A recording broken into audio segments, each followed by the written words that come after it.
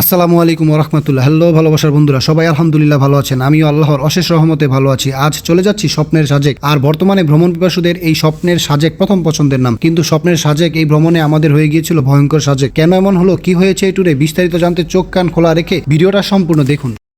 সর্বপ্রথমে আমরা নারায়ণগঞ্জের কাঁচপুর থেকে শান্তি পরিবহন এর নন এসি বাসের টিকিট করে রাত প্রায় 12টা বাজে রওনা হয়ে যাই খাগড়াছড়ি সাজেকের উদ্দেশ্যে। আপনারা সায়েদাবাদ, যাত্রাবাড়ি, আরামবাগ, সাইনবোর্ড এইসব জায়গা থেকেও বাসে উঠতে পারেন টিকিট কেটে। তবে হ্যাঁ, এই লাইনে শান্তি পরিবহনের বাসেই কিন্তু সবচেয়ে বেস্ট, আর ভাড়াটা আপনাদেরকে পরবর্তীতে জানাচ্ছি।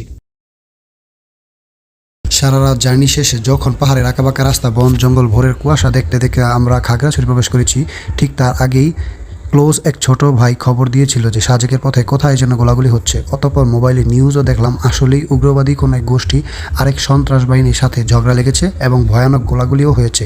এতে করে সাজেক যারা আছে তারা ফিরতে পারছে না, আর তার সাথে সাথে যারা সাজেক যাবে তাদেরও যাওয়া বন্ধ। এর মধ্যে আমরা তো এই নিউজ দেখতে দেখতে আর শুনতে শুনতে দীঘিনালা পৌঁছে গেছি।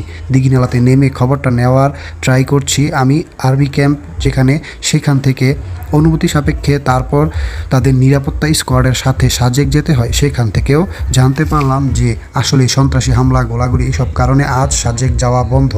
কালও সেম বন্ধ থাকতে পারে। আর যারা সাজেক আটকা পড়েছে তাদেরকে আনার জন্যই চেষ্টা চলছে। এখন কি আর করার, ফ্যামিলি নিয়ে বসে বিপাকে পড়ে আর সাজেক না যেতে পেরে অনেক কষ্ট দিল অন্তরে। ঢাকা থেকে সাজেক যেতে হলে আপনারা সর্বোচ্চ চেষ্টা করবেন যে খাগড়াছড়ি শহরে না নেমে দীঘিনালায় চলে যাওয়ার জন্য।